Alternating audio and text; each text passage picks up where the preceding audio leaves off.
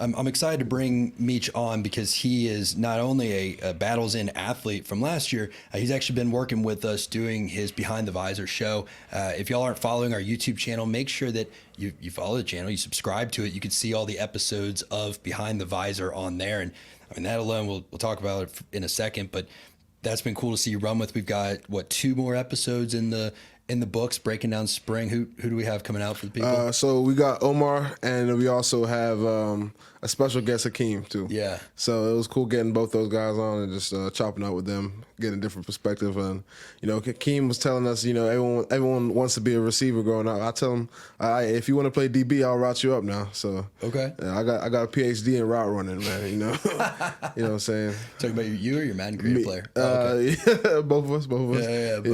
Yeah. But dude, let's start with the most topical thing. This week, you opened a box. In that box was a ring that said 13-0, ACC champions. How cool of a feeling was it to have that in your hands, get to put that on from the program that you came into 2 years ago that was knocking on the door but hadn't gotten there yet? Just how satisfying of a moment was that? Yeah, honestly, man, it was top tier. It just kind of just brought you back to all the memories and just the hard work that you put in.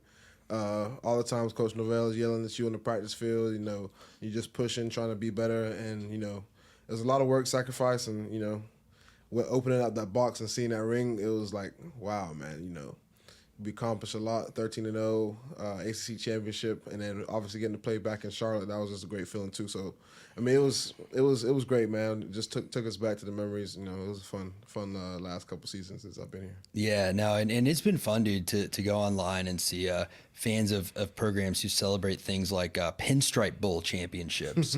Talk about whether it should be 13-0 or whatever, and again, they get real excited about 7-6 bowl wins down there, which is really cool, and I mean, cute for them. You gotta.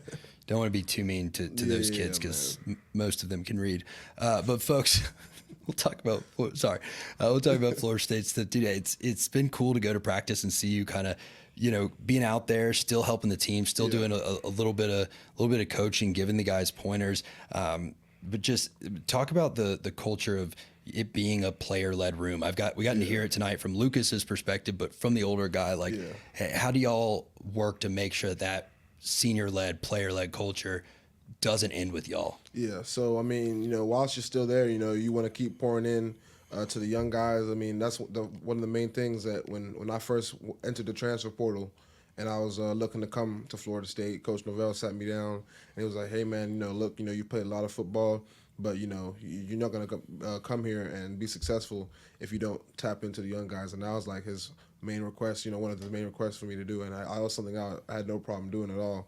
So, you kind of want to just, while you're here, still leave an example of how to do things the right way and, have success. And, you see guys like Lucas who was just on, Jalen Early, Otto, guys are just, trying to embrace that. And, you see them putting in, huh? What? No, I was gonna say, you see them putting in the work, so it's like, they're doing a great job. So give us a little preview, man. Like who? I feel bad making us call guys up, but to talk about some of the young guys that maybe fans should be most excited for, and what we're gonna see out of them. Well, I mean, it takes me back to when I was young in my career. I was just so hungry. And, a guy that kind of reminds me of that is like Otto because, he's right now, it's already hard to just play one position, but he's been out there the whole spring playing right tackle, and he's also been playing center. And, first of all, just playing center, that's a big responsibility because you're the leader of the offensive line. You have to get everyone set and ready. And he's been able to go out there and, operate at a high level and also show his position versatility. So, I mean, doing things like that gets you on the field quickly, and that just gets coaches' attention and trust, And the best thing about that and him, per se, is just, he wants to be really good, really not. Like, he knows, when he makes mistakes, like, he gets really hard on himself. And I tell him all the time, sometimes that stuff going to happen, but, it's the next play. It's how it's your mindset, your mentality behind it. So, he's been doing a great job. Like I said, Lucas, he's been doing a great job also. I mean, his growth between just the start of spring and where he was at during the spring game and even practices after that. He's had a tremendous spring, really honing in and holding himself accountable for his progress. You know, he's a guy that's the last couple of days we just been out there doing extra work, and he's just asking me, "Hey man, like on this 570 squeeze, like what am I supposed to be looking at? Where are my eyes? Like what's my technique? Am I setting vertical? Am I gonna set 45? Which all these different things that, you know, as an older player you're thinking about, but it's so great to just kind of see them as a young player, you know, really looking at it and like really taking their career seriously, you know, putting their own hands. So I mean, you know, Jalen Early's also another guy. You know, he's shown a lot of promise. You know, he played in the Georgia game last year when I believe it was Darius had went down for a little bit. Yep. He got some reps. You know, Julian Almel has done a great job too. So, you know, it's just all the young guys have been doing well, but I'll say those guys are guys I've been able to look at and be like, wow, you know, they've actually taken the next step for real. Yeah, man, and like, dude, like, you know, I told Lucas this to his face earlier. Like, he's a guy who loves football. Yeah. You can tell he works hard. Andre's a guy that loves to work. Like, I feel like he's the type of person who just has that sort of. Not that anyone on the team's not a hard worker, but you know, I mean, he's up to 330 now, you know, and like you said, he's learning two positions. I mean, he said on our show either last week or the week before the episode he was on that, you know, they ran a wishbone triple option in high school. Like, he had to learn the kick step. You know, now they're putting him at two positions, which is wild to see. Taze Fungus wants to know, man, looking back at your career at FSU, who was the hardest D lineman you ever had to go against? In games or like practice, you know, probably.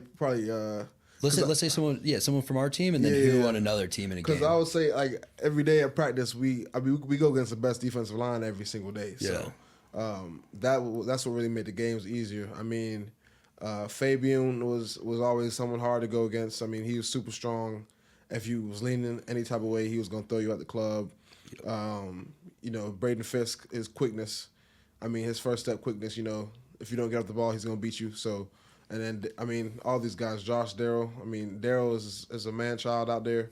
You know, he's if you're looking to go to the NFL, you know, you want to go against him every single day because that's what they look like, you know. And then Josh Farmer, me and him went against each other the most. So, I mean, I know it's all those guys, but all those guys. Who outside of the program was like one of the hardest you remember having to go against? I would say there's a D lineman from Duke. His name was Dwayne Carter. He was a really good player, just strong physical player. And he wasn't also a musician, was he? I'm Dwayne Carter wasn't. Not the musician. Just checking. Yeah. He was actually known from back home, from North Carolina. So we played against each other. I think that was our third time going against each other now. So, I mean, he was a good player, for sure. But I'll say he was probably one of the better ones for sure. What for you as a player was like the most challenging trait to go against? Was it the power guys? Was it the speed guy? What was it? You know, I would say more power. I would say that the hardest thing is for someone that has both and can switch it up in a timely manner, you know, for different situations. But I would say, you know, more power because, you know, you have to be able to sit the bull rush and stuff like that, and you know, sometimes it's not easy to do. So, but guys with speed, you know, I used to kind of just be able to get to my spot, and you know, I'd feel good about just waiting for them to shoot that move, and I would just go strike and, you know, get my hands on them. But I mean, speed, you can kind of use someone's speed against them. Like power, like when 6'6", 330 Darrell hits you, like you can't use that against him. That's exactly. Just that is just, you know, straight up, you know, we can't coach can't scheme anything up for you. You just gotta kind of, you know, go do your job, you know. But yeah, so I'll say power is more hard to go against. So other than Doak Campbell, what was your other favorite stadium to play in? Other than Doak, Clemson Stadium. Okay. Just because we got to beat them this year. That was incredible because, you know, they was pretty loud, even though it was a 12 o'clock game, and getting out of there with a victory was good. I would say you know, playing at Florida was cool just because, you know, all the adversity. It was loud, and it was a night game, and it was pretty intense. Yeah, dude, what was that? I mean, okay, so let's talk about that moment for a second because that was probably one of the crazier moments at your position during the year. Y'all are in Florida, you're driving, Tate goes down, Brock comes in, and Florida does what they do to backup / third string quarterbacks, calls a zero blitz. So y'all are kind of looking down the barrel of like 8 men on the line. Yeah, man. Third string freshman quarterback in, like, what's going through your head as the O-line in that moment? Yeah. So, I mean, All right, so we take it down. We're winning the game. We're just trying to put together a nice little drive to go ahead and seal the game. Tate scrambles. I think it was like second or third down, and then he scrambles on a nice little run and slides. He obviously gets hit late. I mean, dude was pissed. He was all like, man, we just want to make sure he was good. But then first play, Brock comes in the game, and we all know, okay, we got a freshman quarterback in, and of course, like you said, you see them creeping up for the blitz, bro, and it's like, all right. But I think we had like some type of run play called, and when they showed the pressure, Brock actually checked to it was like a rollout pass, which is actually the correct check. Anytime we have pressure, we check to that play just because it just gives us a better chance to have success on the play. Anyway, so he checks to it, and we all kind of like trying to see like that's the right call. Yeah. Like, but we was just more so just impressed the fact that he even knew like in that situation that we couldn't run the play that we had before. So, it was like, okay, let's run it, and so. I can't remember what happened. I think it was like I think it was the right call. I think he got batted at the line. It was something where it was a good throw, but I think it was a D lineman got his hand on it. Yeah. So I mean, it got batted down. I think we probably kicked the field goal or something.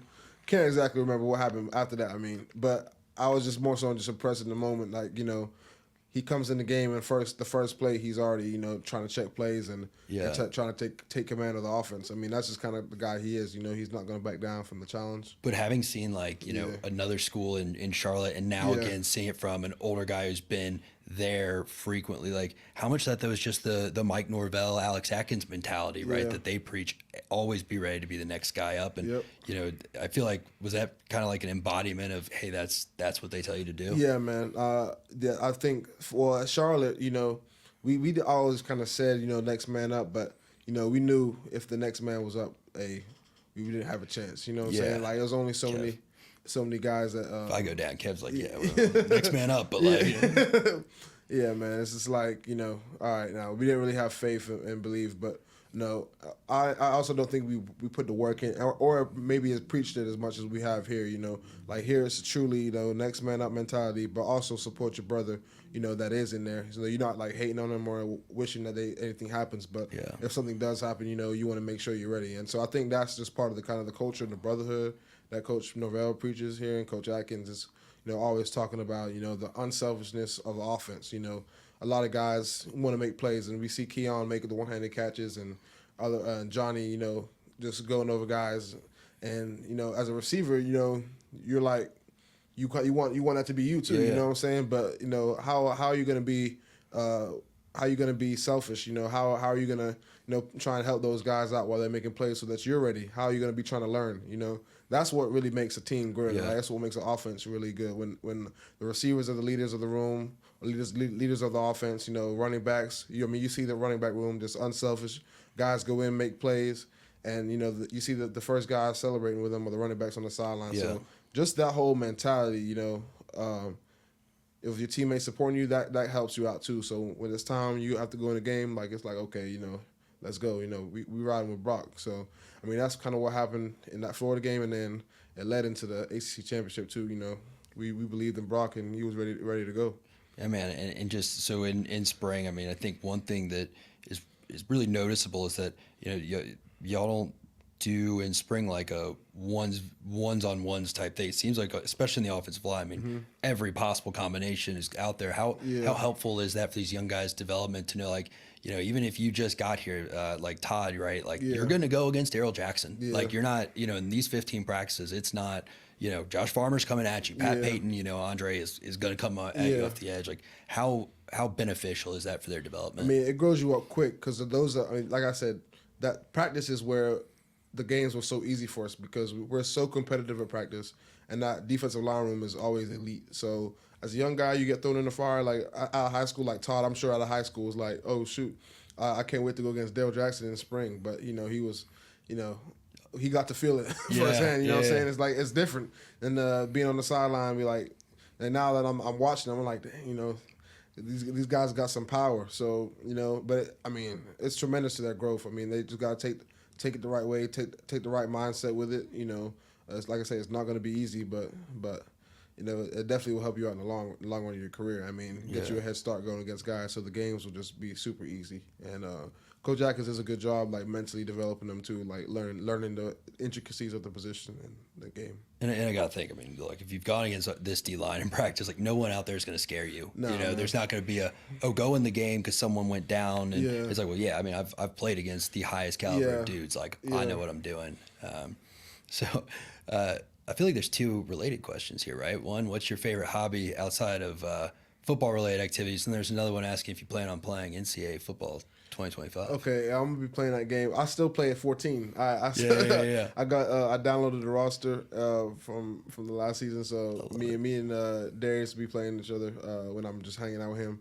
And we won a couple national championships on my road to glory. So I definitely will be playing 25. And then my favorite thing outside of football, honestly, is I like reading. I like going on walks in the trails in Tallahassee, and then just kind of just being outside. Hanging out with my teammates, trying new restaurants and stuff like that. So, that's probably my favorite thing to do outside of football. But the last game was 2014, and we are still not in a year far enough out where I haven't played it in dynasty mode. Like even back then, like I definitely was getting to the 2030s. Like man, racking up 15 national championships in a row. Bro. We can't wait for that. But dude, I know you do the Behind the Visor show. And again, folks, seriously, if you haven't checked it out yet, I mean, it's the only collective player-led, I guess podcast is the colloquial term, but really show on YouTube where Meech sits down with active players and y'all have just really cool conversations. And like, when we came up with the idea, really you said, hey, I have this interest, and you ran with it, man. And it's so unique to watch. Where like I can ask you questions all day, but I've never put one of those helmets on, And well, I mean, I've put that helmet on once or twice, but I've never ran out on the field. I've never played at this level. It's cool to see those conversations. So I'm almost like becoming a fan of your work, getting to watch it, and I'm excited because I think these are the first 2 episodes where I wasn't here for the filming, so I'm gonna get to watch it like a cold audience member. Yeah, man. No, the behind the visor. I mean, just wanted to give the fans, more of just a personal, intake to the relationship I have with some of my teammates, as we just kind of talk through different things that's happened throughout the season, throughout their careers and their journey to even come to Florida State. So, I mean, I wouldn't have been able to do it without the help of you and Ingram and other guys involved within the battles. And so it's just, it's been great, but. I hope everyone that's watching tonight can go back and check out a couple episodes. We got a couple more dropping soon. Oh yeah, and for that question, no, this won't be the last one until the fall. We're gonna have plenty of live shows. Just the last spring football based one. We got some cool stuff planned over the summer. We did some cool stuff last summer, and we're gonna make sure that this summer is content filled. So make sure y'all are following the channels. Last one here, 21 asks. This is a really good question. What's up, Meech? What's up, brother? What is the biggest transition from O-lineman from high school to college?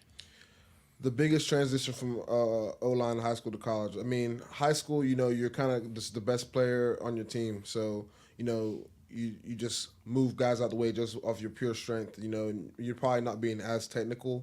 In college, it's a different game where technique actually matters more than your physicality strength. So if you're not doing the right technical things, or if you don't understand the game mentally yet, like what defenses are trying to do, because they're just trying to trick you, So if you can kind of get the cues and mentally, process information, it helps you out tremendously getting on the field early in your career. That's why you see like you have a lot of guys who might be talented in high school, all the stars and stuff like that. But when they get to college, you usually kind of tend to see guys start around their third season or maybe second year, and that's just mainly because it takes a while to actually like process the mental information of the game. And so it's a huge transition. It's not easy to do because you're used to going just from moving guys out the way, just bullying people, to just getting bullied sometimes, and then sometimes just being late on a couple reactions. And it's just not easy to do. It's a hard thing to do, so it takes some time to transition. But if you do get it early,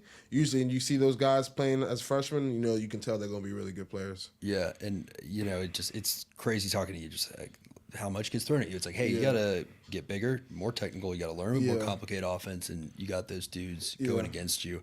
How does the experience maybe of like a Mo Smith and a Darius who had to start as freshmen. Like, Yeah. how does that differ in development that you've seen from like, guys like Andre who get to develop behind Yeah. a stacked offensive line the year before and kind of, I don't want to say, get to walk into it, but it wasn't, Yeah. hey, you're here, great, get on the field, start. Yeah, I mean, you look at those guys. I mean, sometimes even before I got here, fans would always kind of say things or tweet things like Darius is not that good and all that. And now you kind of see the success he's having now, just because sometimes you're just not ready to go out there. And he's always been a good player, good athlete, and had good athleticism and stuff like that.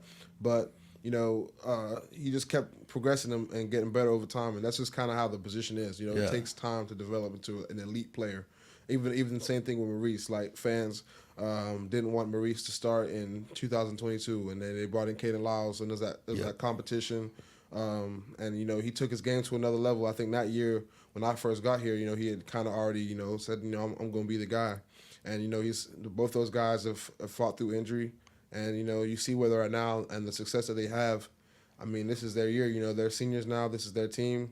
They're going to have a great year just because of, all the things that they've been through. Sometimes it's not always, sunshine and rainbows. You have to go through it to get to it, Even you look at a guy like Rob Scott, man, like Rob has been through so much since he's been here, came in as a freshman and was out there playing, And you look at him, like if you go back and watch the film, he was out there making mistakes, and he wasn't even that big of a player. Like he had so much more weight to put on, and he went out there and started 30 games and was an elite player. He's just fighting back through some injuries, and that's probably because he was out there too early, before he was even ready to be out there. But he was the best available. So once he's able to heal up and get his body back together, I mean, he's going to be playing at another elite level. So I mean, those three guys right there just kind of goes to show you, sometimes you might not always have the success early in your career, but if you just keep going, it's a steady progress, And so, actually, like guys like Otto and all the other young guys, they're able to actually sit back and learn from those mistakes without having to actually,